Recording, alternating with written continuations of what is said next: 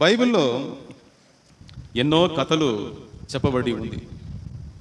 యేసుక్రీస్తు కూడా అనేక కథలను, ఉపమానాలను మనకు చెప్పాడు. ఆ కథల్లోనే అతి గొప్ప కథ ఒకటి ఉంది. మామూలుగా ఒక కథ స్టార్ట్ చేసేటప్పుడు ఒక ఊర్లో ఒక రాజు అని స్టార్ట్ చేస్తారు కదా. కానీ ఈ కథ ఇది కథలకే రాజు. ఈ కథ కథలకే రాజు. ఇది ఒక లవ్ స్టోరీ. ఎన్నిసార్లు విన్నా, ఎన్నిసార్లు చదివినా విసుగే రాని ఒక లవ్ స్టోరీ ఇది. ఒక ప్రేమ కథ ఇది. యేసు ప్రభు చెప్పిన ఓ కథ ఇది. ఆ కథ, ఆ లవ్ స్టోరీ లూకా సువార్త 15వ అధ్యాయంలో ఉంది. 11 నుండి 24 వరకు గల వాక్య భాగములో మనం ఆ కథను గురించి చదవచ్చును. ఆ కథ చెప్పింది ఎవరు? ప్రేమ స్వరూపి చెప్పిన ప్రేమ కథ అది. యేసు ప్రభు ఆ లవ్ స్టోరీని ఇలా స్టార్ట్ చేశాడు. ఒక మనుషునికి 2 కుమారులు ఉండేది. వారిలో చిన్నవాడు, చెప్పండి, చిన్నవాడు. ఈ చిన్న పిల్లకాయలు ఎప్పుడు కూడా తొంటరిగా ఉంటారు కొంచెం. ఈ చిన్నవాడు, తండ్రి నాయన, ఆస్తిలో నాకు రావలసిన వాటాను నాకు ఇచ్చేసి, నేను సపరేట్గా నా జీవితాన్ని నేను జీవించుకుంటాను, నా బతికేదో నేను బతుకుంటాను, కాబట్టి నాకు రావలసిన ఆస్తిలో నాకు రావలసిన వాటాను నాకు ఇచ్చేసి అని చెప్పి డిమాండ్ చేశాడు. తండ్రిని బలవంతం చేశాడు. తండ్రి అలాగే ఆస్తిని పంచిపెట్టేశాడు. కొన్ని దినములైన తర్వాత, కొద్ది రోజుల తర్వాత ఏమనుకున్నాడో అనేది మనకు తర్వాత తెలుస్తుంది. వాటన్నిటినీ, ఆ ఆస్తినంతా తీసుకొని వాక్యం అంటుంది దూర దేశానికి వెళ్ళిపోయాడట. ఎక్కడికి? దగ్గరికి కాదు, చాలా దూర దేశానికి వెళ్ళిపోయాడు.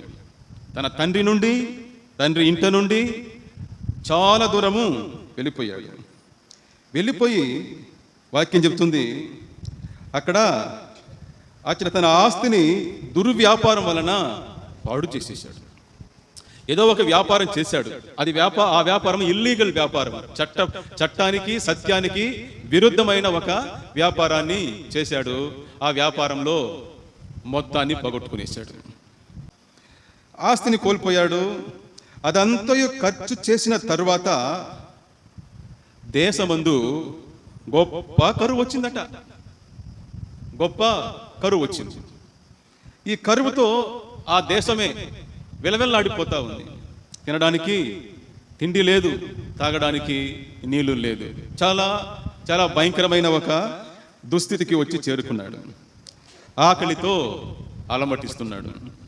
సో ఏం చేశాడంటే, పందులు మేపడానికి ఆ దేశంలో ఆ దేశస్తుల్లో ఒకరిని చెంతకు చేరాను. అతడు పందులను మేపుటకు తన పొలంలోని పంపించాడా? ఓకే, వాడిని పంపాను. పంపిస్తే ఆకలి పాపం తట్టుకోలేకపోతున్నాడు.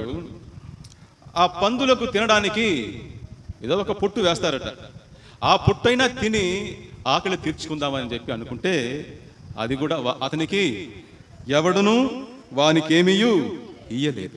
ఎవడును వానికి ఏమీయూ ఇయ్యలేదు. మొత్తాన్ని కోల్పోయి ఇప్పుడు అతనే అంటాడు, నేను 17వ వాక్యంలో ఆకలికి చచ్చిపోవచ్చున్నాను అంటున్నాడు. ఆకలికి చచ్చిపోవచ్చున్నాను. దాదాపు ఇతను ప్రాణం పోయే స్థితికి వచ్చి చేరుకున్నాడు. మొత్తాన్ని కోల్పోయి ఇప్పుడు జీరోకు వచ్చి చేరుకున్నాడు. అవును, ఈ దుస్థితికి కారణం ఏమిటి? ఎందుకు వాడికి ఈ పరిస్థితి వచ్చింది? ఎందుకు వచ్చింది? తండ్రి నుండి దూరం అయిపోయినాడు. చాలా దూరం వెళ్ళిపోయినాడు. ఒక తండ్రి బతికి ఉండగానే ఆస్తిని పంచిపెట్టమని డిమాండ్ చేయడం అనేది చాలా పెద్ద పొరపాటు, చాలా పెద్ద తప్పు. అది ఒక తండ్రి బతికి ఉండగా కొడుకు వచ్చి నా ఆస్తిని పంచిపెట్టు అని అడిగితే దాని అర్థం ఏమిటంటే, నువ్వు చనిపోతే బాగుంటుంది అంటున్నాడు. నువ్వు చస్తే బాగుంటుంది అయ్యా అని చెప్తున్నాడు అన్నమాట. ఎందుకంటే ఆ రోజుల్లో తండ్రి బతికుండగా ఆస్తిని పంచిపెట్టరు. ఒక వ్యక్తి వచ్చి తండ్రి చనిపోయే ముందు వారసత్వపు వాటాను డిమాండ్ చేయడం అనున్నది నువ్వు చనిపోయి ఉంటే బాగుండేది అని చెప్పడంతో సమానం. అంతే కదా. మామూలుగా తండ్రి చనిపోయిన తర్వాతనే ఆస్తిని పంచిపెడతారు. వీడేం చేస్తున్నాడు, దానికి ముందే వెళ్ళి ఆస్తిని పంచిపెట్టమంటున్నాడు. అంటే అర్థం ఏమిటి, నువ్వు సచ్చావు, నా ఆస్తి నాకు ఇచ్చేసి. తండ్రిని నిన్న ఏం చేస్తున్నాడు, నరికేస్తున్నాడు ఆస్తిని పంచిపెట్టమని డిమాండ్ చేయడం ద్వారా. అలా ఆస్తిని తీసుకుని తండ్రికి దూరం అయిపోయినందువలన ఇప్పుడు ఏమైపోయినాడు, సమస్తాన్ని కోల్పోయి దిక్కులేని వాడుగా, అనాథగా, ఆకలితో చచ్చిపోతూ ఉన్నాడు. అక్కడ తండ్రి ఎంతో ఆ మాట వాడు అడిగినప్పుడు, ఆస్తిని డిమాండ్ చేసినప్పుడు తండ్రి తప్పకుండా ఎన్నో మంచి మాటలు చెప్పుంటాడు. కానీ తండ్రి మాట ఏది కూడా కాదని ఏం చేశాడు, తనకు ఇష్టమైన మార్గంలో అతడు వెళ్ళిపోయాడు. ఇప్పుడు ఏమైంది ఇప్పుడు అంతా పోయింది. తండ్రికి దూరం అయితే నీ దగ్గర ఉన్నదాన్ని నీకు దూరం అయిపోతుంది. సోదరుడా, సోదరి, తండ్రికి దూరం అయితే, తండ్రి అయిన దేవుడికి మనం దూరం అయితే మనం నమ్ముకున్నవన్నీ, మనం ఆశించినవన్నీ ఏమవుతుంది, మనకు దూరం అయిపోతుంది. ఇలా తండ్రికి దూరం అయిపోవడం వలన వాడికి వచ్చిన కష్టాలు ఏమిటి, వాడికి వచ్చిన పరిస్థితి ఏమిటి, దుస్థితి ఏమిటి? వాక్యం అంటుంది, అతడు దుర్వ్యాపారం వలన పాడు చేశాను. అంటే ఒక చెడ్డ వ్యాపారాన్ని చేశాడు. చెడ్డ వ్యాపారం ఎవరు చేస్తారు, చెడ్డ బుద్ధి ఉన్న వాళ్ళే చేస్తారు. తండ్రికి దూరం అయిపోవడం వలన ఇతడు దుర్మార్గుడు అయిపోయినాడు. తండ్రి అయిన దేవునికి మనం దూరం అయిపోతే వచ్చే భయంకరమైన నష్టం ఏమిటంటే మనం దుర్మార్గులం అయిపోతాము. మనము సాతాను యొక్క ఆశలకు, ఈ లోకం యొక్క ఆశలకు లోనైపోతాము. చాలా పెద్ద ఒక దెబ్బ అది, చాలా చాలా పెద్ద ఒక దుస్థితి, అది చాలా పెద్ద బాధ. అది ఏంటది, మనం దుర్మార్గులుగా మారిపోవడము, చెడ్డ అలవాట్లు రావడము, చెడ్డ ఆలోచనలు రావడము. ఇవన్నీ తండ్రికి దూరం అయిపోతే చెడ్డవన్నీ కూడా ఏమవుతుంది, మనకు దగ్గర అయిపోతుంది. ఇంటికి దూరం అయిపోతే శత్రువుకు మనము దగ్గర అయిపోతాము. ఇలా తండ్రికి దూరం అయిపోవడం వలన ఆ వ్యక్తి ఏమయ్యాడు, దుర్మార్గుడిగా మారిపోయి దుర్మార్గపు వ్యాపారం చేసి సమస్తాన్ని పోగొట్టుకున్నాడు. నెక్స్ట్ ఏం వచ్చింది, అతనికి వచ్చిన బాధ ఏమిటి, గొప్ప కరువు. మామూలు కరువు కాదు, వాక్యం అంటుంది గొప్ప కరువు. దేవునికి మనం దూరం అయిపోతే ఏమొస్తుంది, కరువు వస్తుంది, గొప్ప కరువు వస్తుంది. ఈ కరువుల్లోనే అతి భయంకరమైన కరువు ఏమిటంటే బైబిల్ చెప్తుంది, వాక్యం లేని ఒక కరువు ఈ లోకానికి వస్తుందట. దేవుని వాక్యం లేని ఒక పరిస్థితి ఈ లోకానికి రాబోతుంది. కాబట్టి వాక్యం ఉన్నప్పుడే దానిని చదివి గ్రహించండి అని బైబిలే మనకు ఆ మాట చెప్తుంది. ఒక చోట్ల దేవుడు ఆ మాట అంటాడు, రాబోయే దినంలో గొప్ప కరువు రాబోతుంది. ఏంటా కరువు, వాక్యానికి కరువు. అది ఇప్పుడే స్టార్ట్ అయింది. సేవలు ఎక్కువ జరుగుతుంది కానీ, సంఘాలు ఎక్కువ అయిపోయింది కానీ, యూట్యూబ్ ఛానల్ ఎక్కువ అయిపోయింది కానీ, వాక్యం అయితే నానాటికి కరువైపోతానే ఉంది. అసలైన సత్యాన్ని ఆధ్యాత్మిక జీవితంలో దేవుని గూర్చిన, దేవుని యొక్క సంబంధములో మనల్ని పెంచే, ఎదిగింపజేసే వాక్యాలు నానాటికి తగ్గిపోతానే ఉంది. భయంకరమైన కరువు. తండ్రికి దూరం అయిపోతే తండ్రి మాట కరువైపోతుంది. ఆమేన్. మన జీవితాన్ని నడిపించేది ఏమిటి, దేవుని మాటలు, తండ్రి యొక్క మాటలు. ఆ తండ్రి మాటకు మనం దూరం అయిపోతే సాతాను చెప్పే ప్రతి మాటను మనం ఆలకించవలసిందే. సాతాను ఏం చెప్పినా దాన్ని నమ్మేస్తాం. ఎందుకంటే తండ్రి మాటకు మనం దూరం అయిపోయినాము. మన దగ్గర తండ్రి లేదు, మనతో కూడా తండ్రి లేదు కాబట్టి, దేవుడు లేదు కాబట్టి ఇక సాతాను చెప్పే, ఈ లోకం చెప్పే ప్రతి మాటను మనము అంగీకరించి ఆలకించి నాశనం అయిపోతాం. గొప్ప కరువు వచ్చేసింది. తర్వాత వచ్చిన ఒక నష్టం ఏంటి, అతనికి సమస్తమును పోగొట్టుకునేశాడు. మొత్తం పోయింది, ఏమీ లేదు. బ్రదర్, దేవునికి మనం దూరం అయిపోతే సమస్తము, ముందే చెప్పాను, సమస్తం మనకు దూరం అయిపోతుంది. మనం కలిగి ఉన్నవన్నీ దూరం అయిపోతుంది. మనం ఎప్పుడు తండ్రి దగ్గరనే ఉండాలి. తండ్రి దగ్గరనే ఉంటే మనకి ఏ కష్టం వచ్చినా, నష్టం వచ్చినా, బాధలు వచ్చినా ఆయన చూసుకుంటాడు. ఆయన దాన్ని భర్తీ చేస్తాడు. కానీ తండ్రి దగ్గర మనం దూరంగా వెళ్ళిపోతే, దేన్ని నమ్ముకొని మనం తండ్రి దగ్గర నుండి దూరంగా వెళ్ళామో, దేనిని ఆశించి దేని మీద ఆధారపడి మనం దేవునికి తండ్రికి దూరం అయిపోయామో, అది మనల్ని మోసం చేస్తుంది. అది మనల్ని మోసం చేస్తుంది, చెయ్యి పిడిచేస్తుంది. రా రా రా రా అనేసి లాక్కొని పోయి ఏం చేస్తుంది, దిక్కులేని చోట వదిలేసి టాటా చెప్పేసి వెళ్ళిపోతుంది. ఆ తర్వాత మన బతుకు కుక్క చావే. తర్వాత వచ్చిన ఒక పెద్ద సమస్య ఏమిటి, అతనికి హేయమైన పని చేస్తున్నాడు. ఇప్పుడు ఏం పని? పందులు మేపే పని. మామూలుగా ఒక యూదుడు అనేవాడు పందులను వచ్చి అసహించుకుంటారు. హేయమైన ఒక జంతువుగా దాన్ని వారు చూస్తారు, పందుల్ని. ఇప్పుడు వాడి యొక్క పరిస్థితి ఎక్కడికి వచ్చి దిగజారిపోయిందంటే, ఆకలి కోసం, కనీసం ఒక పూట అన్నం కోసము, తిండి కోసం ఏం చేస్తున్నాడు ఇప్పుడు, ఆ పందులను మేపే హేయమైన ఒక పని, ఆ పందులను మేపే పనికి వెళ్తున్నాడు. అంతే. దేవునికి దూరం అయిపోతే, తండ్రికి మనం దూరం అయిపోతే మనము గౌరవాన్ని పోగొట్టుకుంటాము. ఆమేన్. పాపం ఏం చేస్తుంది? ప్రజలకు అవమానము తెచ్చును. పాపము ప్రజలకు అవమానము తెచ్చును. అది గౌరవాన్ని పోగొట్టేస్తుంది, మంచి పేరును పోగొట్టేస్తుంది. హేయమైన పని చేసే విధంగా ఒకప్పుడు మనము ఏ స్థాయిలో ఉన్నామో దాన్నంతా మన స్థాయిని దిగజార్చి, మనకి ఇష్టం లేని పనిని, హేయమైన పనిని చేసే స్థితికి ఏం చేస్తుంది, తండ్రికి దూరం అయిపోతే ఆ స్థితి వచ్చి చేరుకుంటుంది. ఆకలితో చచ్చిపోతున్నాడు పాపం. అక్కడ 3 కాదు 4 పూట్ల తినేవాడు తండ్రి ఇంట్లో. ఆమేన్. తండ్రి ఇంట్లో ఆకలి కోసం మాత్రమే కాదు, రుచి కోసం కూడా తింటూ ఉండేవాడు. కానీ ఇప్పుడు కనీసం ఆకలికి కూడా అన్నం పెట్టేవారు లేదు. ఆకలితో చచ్చిపోతున్నాడు. తండ్రి కడుపును తన్నేసి వచ్చాడు. తండ్రి కడుపుని తన్నేసి వచ్చాడు. ఇప్పుడు ఆ కడుపుకి అన్నం లేకుండా ఆకలితో చచ్చిపోతున్నాడు. దేవునికి దూరం అయిపోతే, దేవుని మనసును బాధ పెడితే, దేవుని మాటలు కాదని మన సొంత బుద్ధి, సొంత ఆలోచనలో మనం వెళ్తే, ఒకరోజు మనము సంతోషానికి, సమాధానానికి, నెమ్మదికి, ఈ భూలోక సంబంధమైన అవసరాలకు మనము అలమటించవలసిందే. సంతోషానికి ఆకలి వచ్చేస్తుంది, నెమ్మదికి ఆకలి వచ్చేస్తుంది, సమాధానానికి ఆకలి వచ్చేస్తుంది. అంటే ఏమిటి? కొరత వచ్చేస్తుంది. తండ్రికి మనం దూరం అయిపోతే ఒకరోజు మనము ఆకలితో చచ్చిపోవలసిన పరిస్థితి ఏర్పడుతుంది. తర్వాత ఒక ముఖ్యమైన మాట చెప్తుంది, ఎవడును వానికేమీయూ ఇయ్యలేదు. ఎవడును వానికేమీయూ ఇయ్యలేదు. తండ్రి నుండి దూరం అయిపోతే ఎవడును ఏదియు ఇయ్యడు, ఏది ఇవ్వడు. దేవుడి నుండి మనం దూరం అయిపోతే, బ్రదర్ బాగా గమనించండి, దేవునికి నీవు దూరం అయితే ఎవరునూ నీకు సాయం చేయలేరు. సాతాను కూడా నీకు సహాయం చేయలేడు. సాతాను కూడా సహాయం చేయలేడు.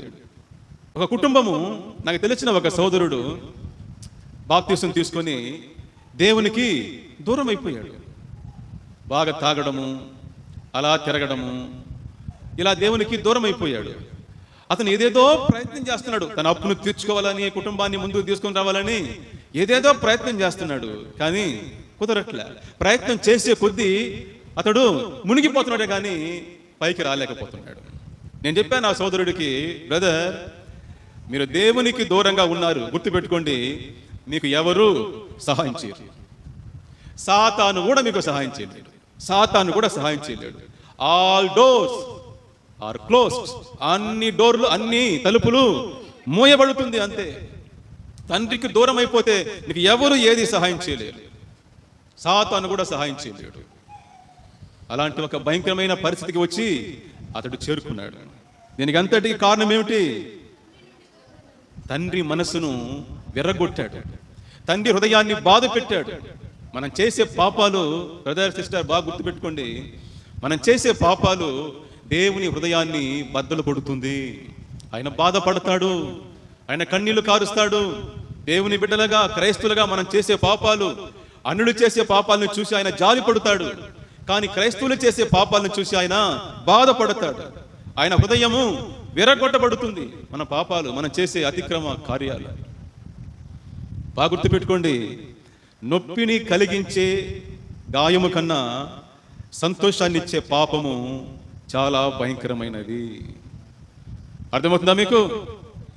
నొప్పిని కలిగించే గాయము కన్నా, ఒక గాయం తగిలితే నొప్పి వస్తుంది, పర్వాలేదు, దానికన్నా కూడా సంతోషాన్ని ఇచ్చే పాపం ఉందే, సంతోషాన్ని ఇచ్చే పాపేచ్ఛలు, పాప కోరికలు, పాప ఆలోచనలు, పాప పనులు, పాపపు చూపు, పాపపు వినికిడి, ఇలాంటి పాపానికి సంబంధించిన ఇవన్నీ కూడా ఏం చేస్తుంది?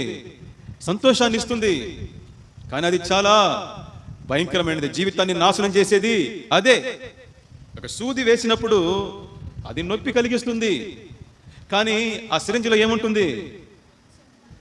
ఆ శరీరం లోపల ఉన్న ఆ వ్యాధిని నయం చేసే, విషక్రిమిని నాశనం చేసే మంచి మందు లోపలికి వెళ్తుంది.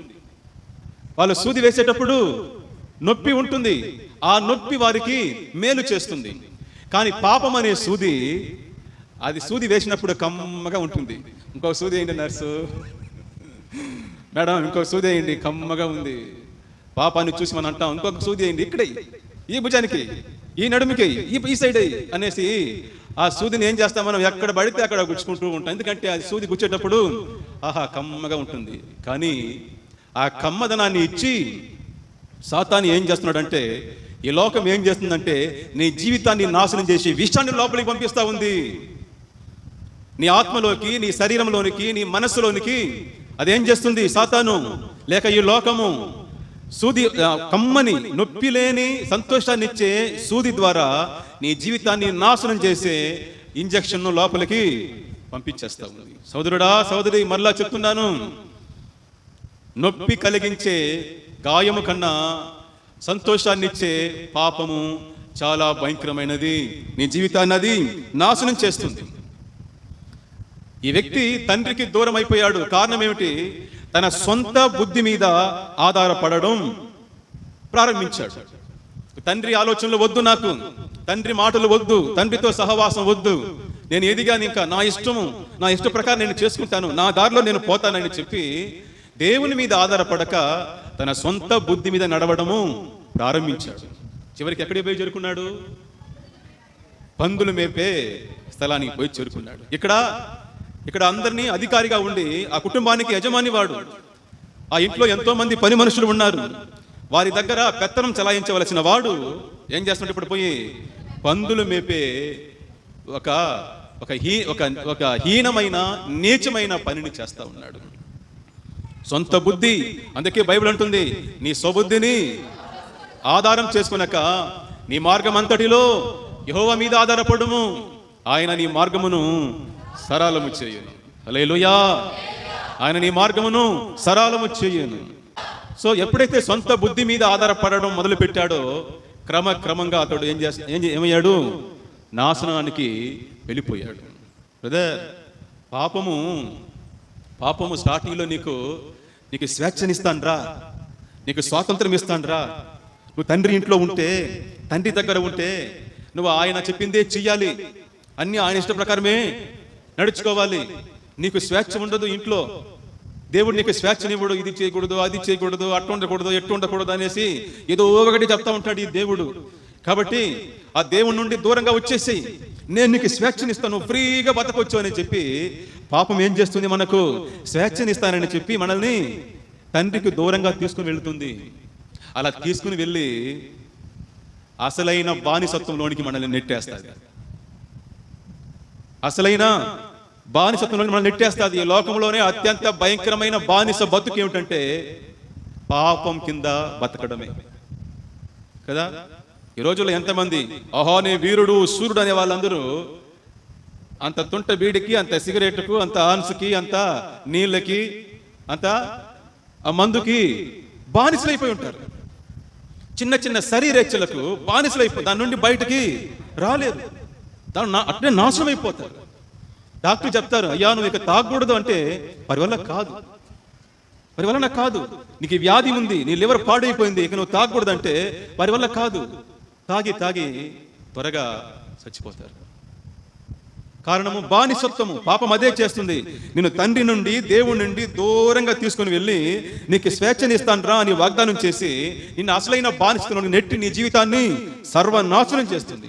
అది నీకు జీవితాన్ని ఇస్తాను రా అని పిలుస్తుంది, కానీ అది నిజానికి ఇచ్చేది మరణమే. ఆమేన్. అది నిజానికి ఇచ్చేది మరణమే. పాపం వలన వచ్చు జీతము మరణం. ఇతను అనుకున్నాడు, మన తండ్రి దగ్గర నుండి దూరంగా వెళ్ళిపోతే మంచి జీవితాన్ని మనం జీవించవచ్చు, మన ఇష్ట ప్రకారం జీవించవచ్చు అనేసి అనుకున్నాడు.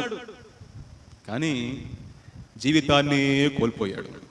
బ్రదర్, మన జీవితం నుండి దేవుడు వెళ్ళిపోయినట్లయితే ఆ తర్వాత ఏది మనకు సంతోషాన్ని ఇచ్చిందో అదే మన జీవితాన్ని నాశనం చేసే విషక్రిములుగా మారుతుంది. అవన్నీ తండ్రి ఇచ్చిందే. ఇతను తీసుకుని పోయిన ఆస్తి అంతా కూడా ఎవరిచ్చింది? తండ్రి ఇచ్చింది, తండ్రిదే. కానీ అన్నీ పోయింది. దేవుని దగ్గర నుండి మనం దూరం అయిపోతే దేవుడిచ్చిన ఆశీర్వాదాలు కూడా మనకు శాపంగా మారుతుంది.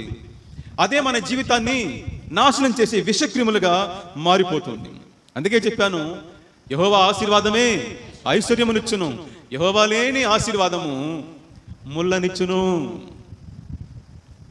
దేవుడు లేని ఆశీర్వాదము ముళ్ళుగా మారుతుంది. ఒక మనిషి ఎప్పుడైతే తండ్రి దగ్గర నుండి దూరం అయిపోయి తన సొంత బుద్ధి మీద ఆధారపడి జీవించాలని అనుకున్నాడో అప్పుడే ఆ వ్యక్తి యొక్క పతనము స్టార్ట్ అయింది. కాబట్టి ప్రతి విషయంలోనూ, ప్రతి కార్యములోనూ మనం ఏం చేయాలి? దేవుని చిత్తానికి మనల్ని మనము సమర్పించుకోవాలి. మనుషుల కంటే వస్తువులకు, బాధ్యతల కంటే సుఖాలకు, ఇంట్లో దొరికే వాటి కంటే దూర దృశ్యాలకు ఎక్కువ విలువ ఇస్తే మనము చిక్కుల్లో పడతాం. ఈ వ్యక్తి, ఈ చిన్న కుమారుడు పెద్ద కష్టంలో పడ్డాడు. సమస్తాన్ని కోల్పోయాడు. ఇప్పుడు ఆకలితో చచ్చిపోతున్నాడు. ఒకప్పుడు దేవుని ఎంతో ప్రేమించేవాడు, బైబిల్ని ఎక్కువగా ధ్యానించేవాడు, చదివేవాడు. కానీ అతను ఒక పని నిమిత్తమై వేరే ప్రాంతానికి వెళ్ళాడు. అక్కడ వెళ్ళి కొత్త పరిచయాలు, కొత్త స్నేహాలు, ఇవన్నీ కూడా అతనిని మెల్లమెల్లగా దేవుని నుండి, ఆయన ప్రసన్నత నుండి దారి తప్పించింది. కొద్దిగా అతడు ప్రార్థన మానేశాడు, బైబిల్ చదవడం మానేశాడు, చర్చి వెళ్ళడం మానేశాడు. వారితో కలిసి నిర్దేవుల సంఘానికి వెళ్ళాడు. అంటే దేవుడు లేదని చెప్పే ఒక సాతాను సంఘం ఉంది. ఆ సంఘానికి వెళ్ళడం ప్రారంభించాడు. అక్కడ విచ్చలవిడితనం ఉంటుంది. శరీరాన్ని సంతోషపెట్టే, సుఖపెట్టే అన్ని పాపక్రియలు అక్కడ జరుగుతుంది. వాటికి అలవాటు పడ్డాడు. వారి యొక్క ఆరాధనలో ఒక భాగంగా బైబిల్ యొక్క పేజీలను చింపి మంటల్లో వేసి తగలబెడతారు. అది వారి యొక్క ఆరాధనలో ఒక భాగం. ఈ బైబిల్ మనిషి యొక్క స్వేచ్ఛను పాడు చేస్తూ ఉంది. మనిషి స్వతంత్రంగా జీవించడానికి ఈ బైబిల్ మనకు హక్కునివ్వడం లేదు అని చెప్పి వాళ్ళు ఏం చేస్తారంటే బైబిల్ని తగలబెడతారు. అలా ఇతడు కూడా తన బైబిల్ని తీసుకుని వెళ్ళి దాన్ని ఏం చేశాడు? దాన్ని చింపి ఆ మంటల్లో వేసేసాడు. ఆ బైబిల్ కాలిపోయింది. రోజులు గడిచింది. ఒకనొక రోజు ఒక భయంకరమైన రోగంలో పడ్డాడు. వ్యాధి బారిన పడిపోయాడు. ఆ సమయంలో అతనికి అంత ముందు వరకు సాయం చేసిన వాళ్ళందరూ చెవిడిచి వెళ్ళిపోయారు. అతని దగ్గర ఉన్నదాన్ని లాక్కున్నారు. అతని కష్టం వచ్చినప్పుడు అతన్ని అనాథగా విడిచి వెళ్ళిపోయారు. ఆ వ్యాధి ముదిరి హాస్పిటల్ పాలయ్యాడు. చివరి దశలో ఉన్నాడు. ప్రాణం పోయే పరిస్థితిలో ఉన్నాడు. ఈ విషయం తెలుసుకున్న అతని యొక్క పాత స్నేహితుడు ఒకడు అతని దగ్గరికి వెళ్ళి మరలా మారు మనసు పొందమని అతన్ని బతిమాలాడాడు. ఇప్పుడైనా మనసు మార్చుకో, దేవుని దగ్గర రా అని చెప్పాడు. అతను అన్నాడు, కాలం గడిచిపోయింది. ఒకే మాట, కాలం గడిచిపోయింది. ఆ మారు మనసుకు నా దగ్గర ఇప్పుడు చోటే లేదు. నేను దేవునికి ద్రోహం చేసేసాను. నా బైబిల్ను తగలబెట్టేశాను. ఇక నాకు నిరీక్షణే లేదు. ఇదంతా గడిచిపోయింది అని చెప్తూ తన తుది శ్వాస విడిచేటప్పుడు అతడు ఏడుస్తూ ఓ నా బైబిలు, ఓ నా బైబిలు అంటూ తన బైబిల్ని తలుచుకొని ప్రాణం విడిచాడు. ఓ నా బైబిలు, ఓ నా బైబిలు, జీసస్. తండ్రికి దూరం అయిపోతే, దేవునికి దూరం అయిపోతే, తండ్రి ఇంటికి దూరం అయిపోతే మన జీవితాలు నాశనం అయిపోతుంది. ఆమేన్. ఆ సోదరుడి జీవితం అలా అంతమైపోయింది. మారు మనసు పొందలేని ఒక కఠినమైన స్థితికి అతడు చేరుకున్నాడు. ఈ లోకంలో ఉండే బోధకులు, పండితులు, గొప్ప గొప్ప వాళ్ళందరూ ఈ కథను చెప్పి ఉంటే ఎక్కడితోనే దానికి ఎండు కాడు వేసేసి ఉండేవారు.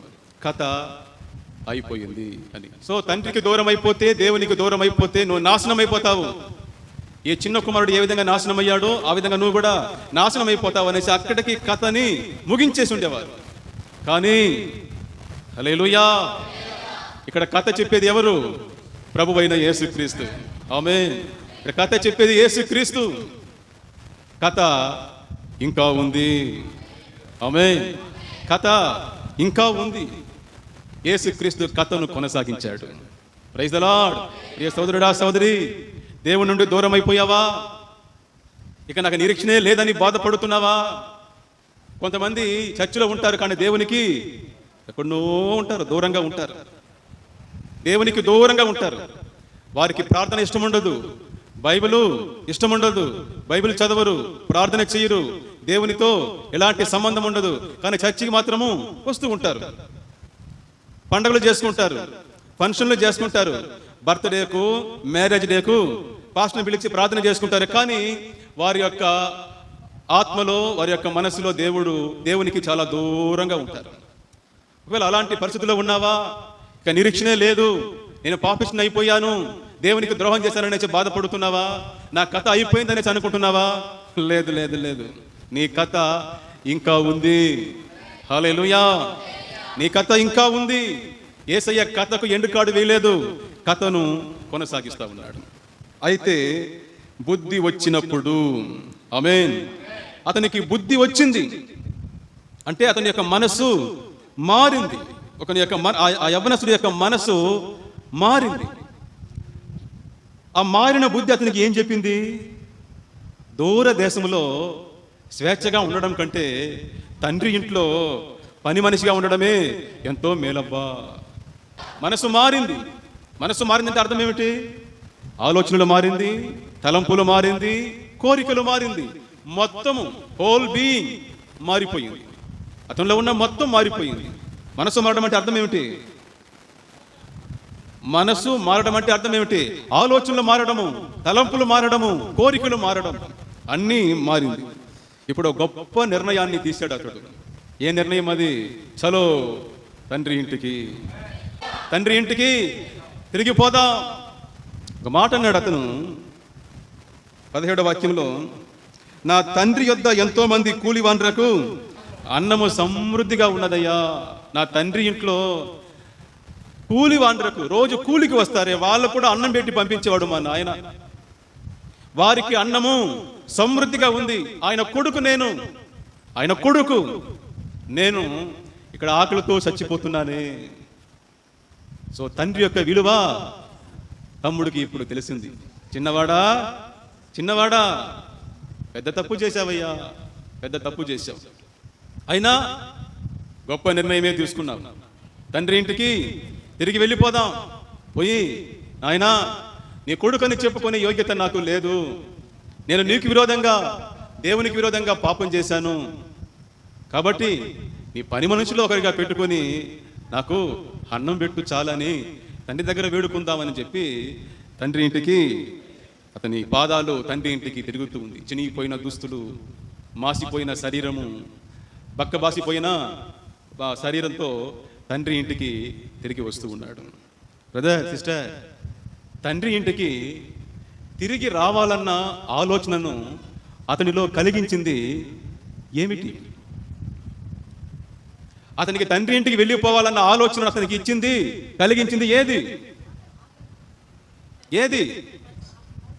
తన యొక్క పరిస్థితులా, ఆకలియా, ఏది? తండ్రి ఇంటికి వెళ్ళిపోవాలన్న ఆ తీర్మానానికి కారణం ఏమిటి? దానికి అతన్ని ప్రోత్సహించింది ఏమిటి? నేను మరలా అడుగుతాను, తండ్రి ఇంటికి వెళ్ళిపోవాలని నిర్ణయం రావడానికి అతన్ని ప్రోత్సహించిన విషయం ఏమిటి? ఆకలియా, కరువా, సమస్తాన్ని పోగొట్టుకున్నదా? ఓహో, ప్రైజ్ ది లార్డ్. ప్రేమ, తండ్రి ప్రేమ, దేవుని ప్రేమ, దాన్నే మనము అగాపే అని పిలుస్తాం. చెప్పండి కొట్టే దేవుని మహిమపరుస్తాం. దాన్నే మనము అగాపే అని పిలుస్తాం. అతడు తండ్రి ఇంటికి తిరిగి రావడానికి అతన్ని ప్రోత్సహించింది, అతన్ని ఆలోచింపజేసింది పరిస్థితులు, అతనికి వచ్చిన దీన పరిస్థితులు. కానీ తండ్రి ఇంటికి వెళ్ళడానికి అతన్ని ప్రోత్సహించింది, ఆ ధైర్యాన్ని ఇచ్చింది ఆ తండ్రి యొక్క ప్రేమ. ఆ ప్రేమ గురించి అతనికి తెలుసు. మన తండ్రి ప్రేమ గలవాడు, ఆయన జాలి చూపేవాడు, కనికరం చూపేవాడు. అయ్యా, అమ్మా, మీ నాయన అదిగో ఎగురుతున్న పక్షులకే, ఆ పిచ్చుకలకే ఆహారం పెట్టేవాడు. అడవిలో ఉన్న దేనికి పనికిరాని ఆ మొక్కలకు అందమైన పుష్పాలతో అలంకరించేవాడు.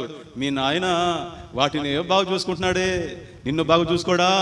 నీకు అవసరమైంది ఇవ్వడా? ఎందుకు నువ్వు బాధపడతావు? ఎందుకు నీ అవసరాల గురించి ఇంతగా చింతిస్తావు? ఎందుకు సొంత బుద్ధి మీద ఆధారపడి దారి తప్పిపోతావు? నీ గురించి ఆలోచించే తండ్రి నీకున్నాడు కదా, నీకు మేలు చేసే తండ్రి నీకున్నాడు కదా, ఎందుకు దారి తప్పిపోతావు? ఆమేన్. ఆ తండ్రి ప్రేమ అతన్ని ఇంటికి వెళ్ళడానికి సహాయపడింది. ఆ తర్వాత వాక్యం అంటుంది, లేచి తండ్రి వద్దకు వస్తున్నాడు.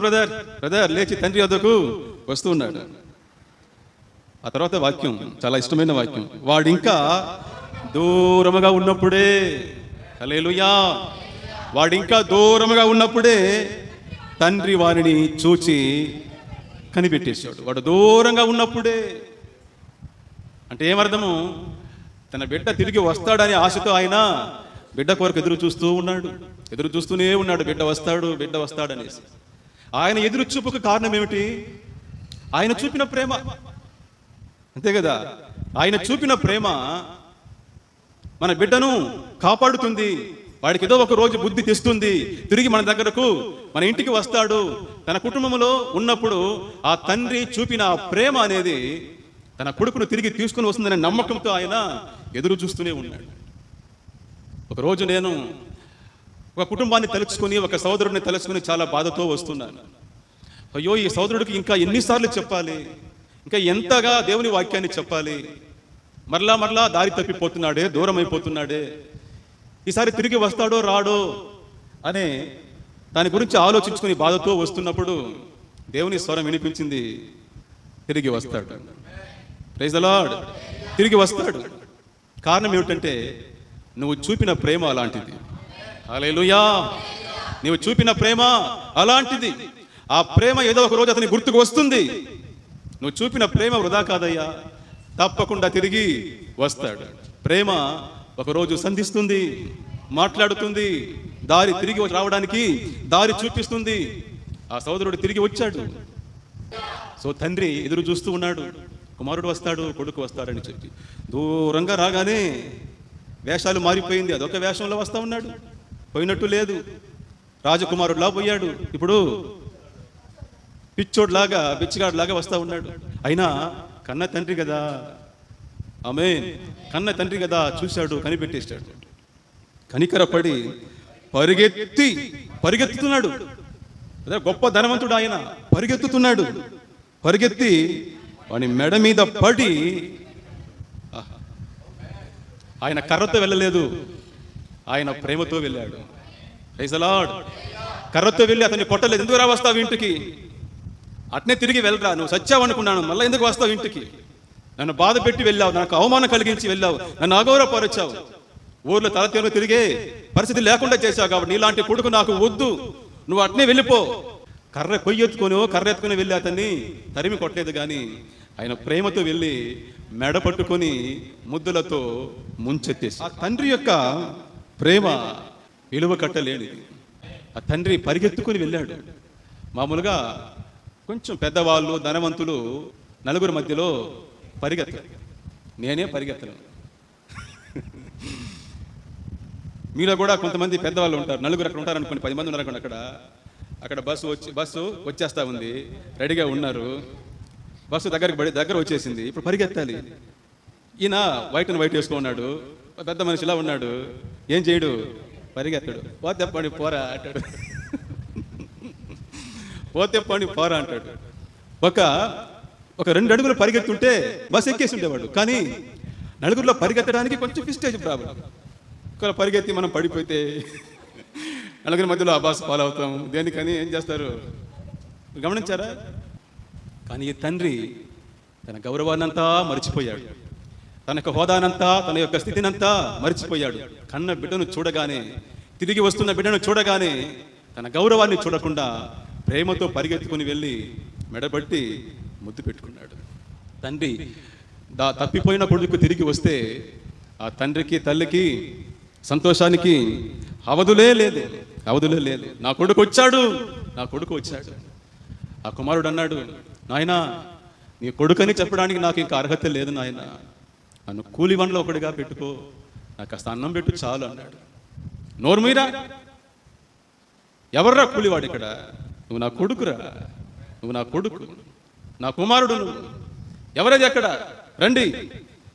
నా బిడ్డను తీసుకుని వెళ్ళి శుభ్రంగా తలస్నానం చేయించి, ఉంగరం వేసి, పాదరక్షలు షూలు వేసి, మంచి వస్త్రాలు ధరింపజేసి, ఒక కొవ్విన దూడను వధించండి. ఈరోజు పండగ. ఈరోజు దండగాని వచ్చిన వాడు ఒక దండగా, కానీ తండ్రి ఏం చేస్తున్నాడు? దానికోసం పండగ చేస్తున్నాడు.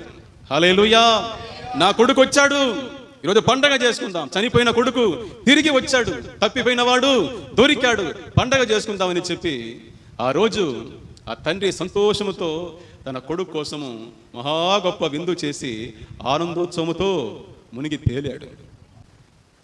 వాళ్ళ మత చట్టం చెప్తుంది, లోబడని బిడ్డను ఏం చేయాలి? రాళ్లతో కొట్టి చంపేయాలని చెప్పి. ఆ రోజు చావలసిన వాడు గొప్ప జీవితాన్ని పొందుకున్నాడు. ఆ రోజు సమాధి కార్యక్రమం జరగవలసిన వాడు, అతనికి అంత్యక్రియలు జరగాల్సింది ఆ రోజు. కానీ ఆనందోత్సవ కార్యక్రమం అతని కోసం జరుగుతుంది. కారణం ఏమిటి? తండ్రి ప్రేమ. ఏమిటది? తండ్రి ప్రేమ. బ్రదర్, సిస్టర్, యేసుక్రీస్తు ఈ కథను చెప్పడానికి కారణము ఆ చిన్న కుమారుని యొక్క పాపాన్ని గురించి చెప్పడానికి కాదు, తండ్రి యొక్క ప్రేమను గురించి చెప్పడానికి. ఇది చిన్న కుమారుని యొక్క పాపాత్ముని కథ కాదు, ఇది పాపపు కథ కాదు, ఇది ప్రేమ కథ. The great love story, the great love story. తండ్రి యొక్క అతి గొప్ప ప్రేమ కథ ఇది. ఈ కథ అంటే నాకు చాలా ఇష్టం, ఎందుకంటే ఈ కథలో నేనున్నాను. ఆ చిన్న కుమారుడు ఎవరో కాదు, నేనే.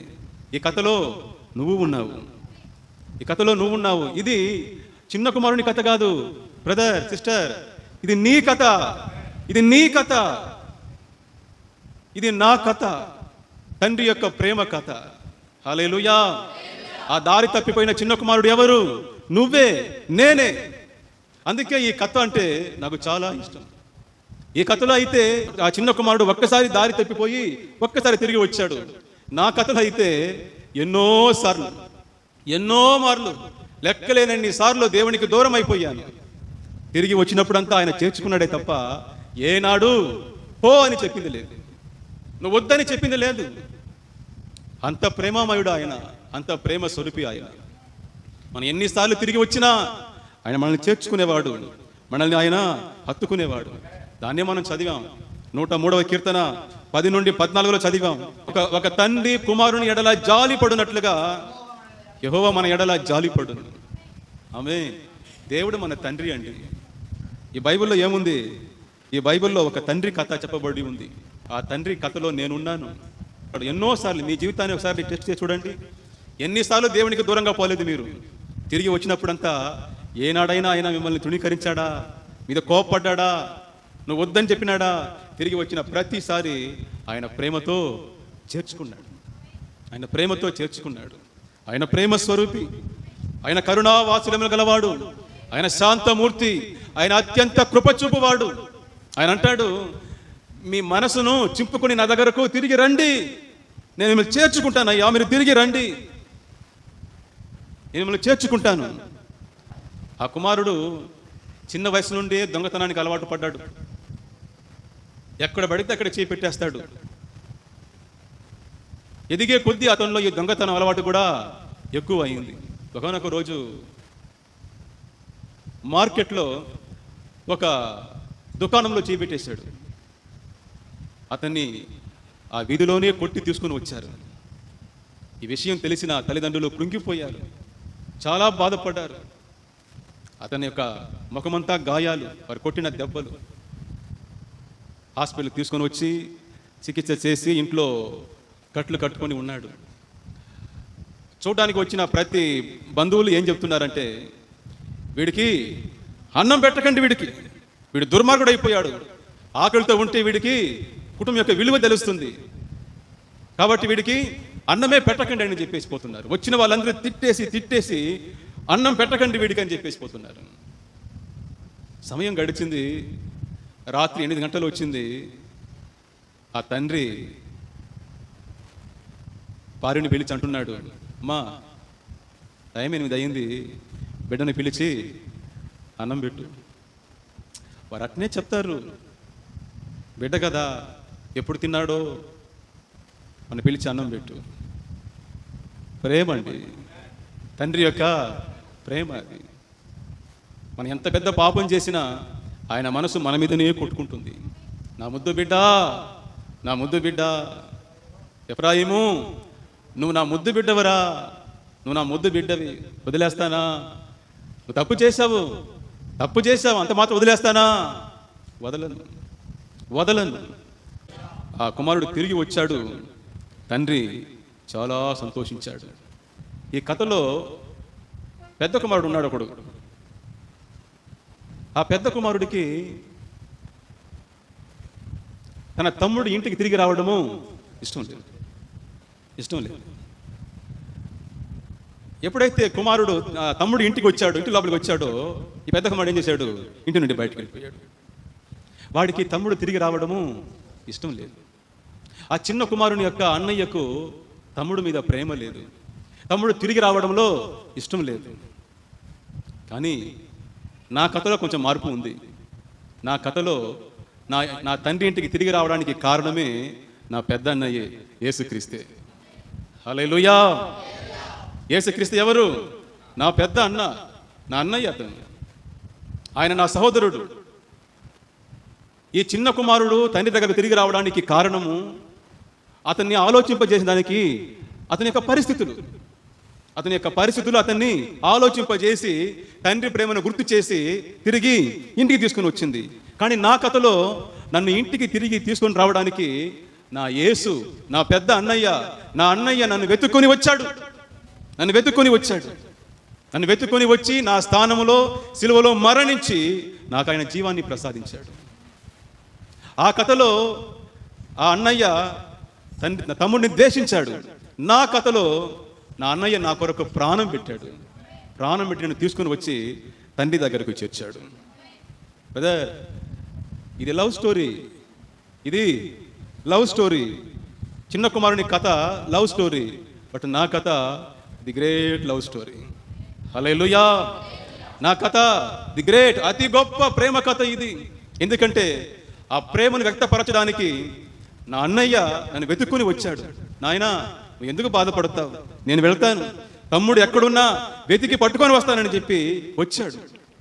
కానీ అప్పటికే నేను ఇంకొకరికి బానిసైపోయి ఉన్నాను. కాబట్టి ఆ బానిస సొమ్మును చెల్లించి మా అన్నయ్య నన్ను ఏం చేశాడు? విడిపించుకొని వచ్చి తండ్రి దగ్గరకు చేర్చాడు. ఆ సొమ్మే, ఆ క్రయధనమే ఆయన ప్రాణము, ఆయన రక్తము. కల్వరి సిలువలో యేసు తన ప్రాణమును క్రయధనముగా ఇచ్చి, సొమ్ముగా ఇచ్చి, ఆ బానిసత్వపు బతుకు నుండి నన్ను విడిపించి తీసుకుని వచ్చి తండ్రి దగ్గరకు చేర్చాడు. తండ్రి నన్ను చేర్చుకొని మరలా ఉన్నతమైన స్థానంలో పెట్టాడు. అమూల్లో పడి ఉండు, పూటకు అన్నం వేస్తాం, ఇంకేం కన్న పాపానికి ఏదో చేస్తున్నాడు, పడి ఉండు అని చెప్పలేదు. అతనికి నూతన వస్త్రాలు ధరింపజేసి, ఉంగరం తొడిగించి, పాదరక్షలు వేసి, కొవ్విన దూడను వధించి పండగ చేసి సింహాసనం మీద కూర్చోబెట్టాడు. ఇది మహాప్రేమ. ఇది మామూలు ప్రేమ కాదు, ఇది మహాప్రేమ. అందుకే వాక్యం అంటుంది, మన అతిక్రమల చేతను మన పాపముల చేతను చచ్చిన వారమై ఉన్న మనల్ని యేసు క్రీస్తునందు ఆయన బ్రతికించి తన మహాప్రేమ చేత ఏం చేశాడు, తీసుకుని వెళ్ళి తనతో కూడా సింహాసనం మీద కుడి పార్శ్వమందు, తండ్రి యొక్క కుడి పార్శ్వమందు సమానముగా కూర్చుండబెట్టాను. వాక్యం ఉంటుంది, ఆయన కరుణా సంపన్నుడు, మహాప్రేమ చూపాడు మన మీద. ఆయన చూపిన ప్రేమ మామూలు ప్రేమ కాదు బ్రదర్, మామూలు ప్రేమ కాదు సిస్టర్, అది మహాప్రేమ, అది మహాప్రేమ. ఆయన సొత్తును నాశనం చేశాము, పాడు చేశాము.